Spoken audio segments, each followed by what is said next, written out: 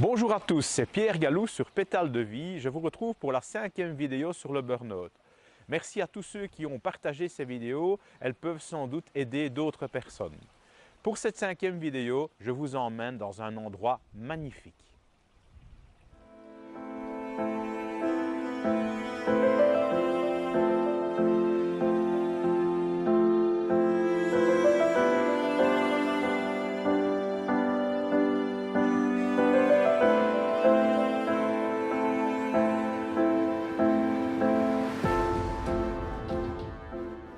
La première profession dont je voudrais vous parler est reliée à tout le personnel médical.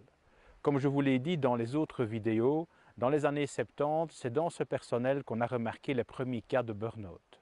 Cela vise ici tant les médecins que les infirmières que les assistantes de soins. En France, en 2001, près d'un médecin sur deux était atteint de fatigue professionnelle et émotionnelle liée au travail. Je ne compte pas là-dedans les nombreuses infirmières qui, partagées entre les enjeux du patient, les familles et les médecins, ont parfois très difficile aussi à terminer leur journée, le nombre de gardes se succédant parfois à des allures extrêmement folles. J'y associe aussi tout le personnel paramédical et plus particulièrement les assistantes de soins et tout le personnel qui gravite en milieu hospitalier, qui eux aussi sont souvent mis à forte contribution. Autre profession, les employés et le personnel chargé de l'encadrement.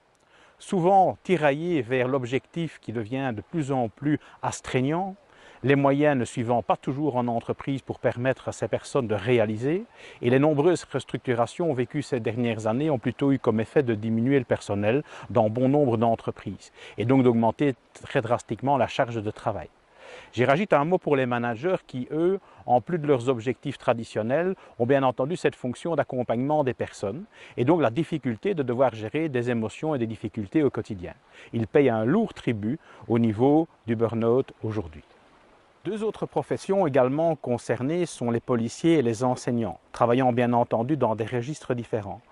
Les policiers, tout d'abord, déjà astreints à des gardes extrêmement importantes, sont ces dernières semaines, suite aux événements tragiques qui se sont passés dans divers pays, sollicités de manière importante pour assumer notre sécurité. Et dès lors, le nombre de cas de burn-out est également en augmentation. Les enseignants, malgré un nombre de congés important, sont souvent aussi astreints à de lourds tributs au niveau du burn-out, suite à la nécessité d'accompagner les enfants. Et les classes souvent surchargées, 20, 25, parfois 30 élèves, ce n'est pas facile tous les jours de devoir gérer, bien entendu, un ensemble d'enfants. Voilà. Et les autres professions, me direz-vous, ils ne sont pas pour autant protégés du burn-out. Si on relie les autres professions avec les profils à risque que nous avons vus dans la dernière vidéo, les probabilités aussi de développer une fatigue professionnelle est également présente.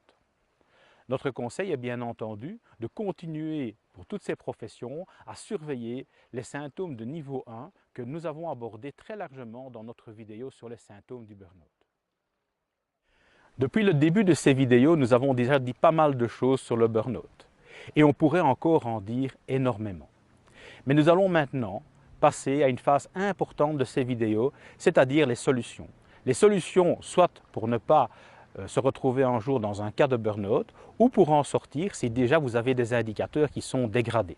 Alors suivez-nous, dans les prochains jours, dans les prochaines semaines, nous allons vous proposer tout un programme dynamisant de vidéos les plus étonnantes que les autres. Ces vidéos vous seront d'une aide très importante pour votre accompagnement.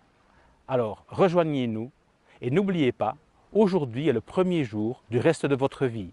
Vous avez le pouvoir de tout changer.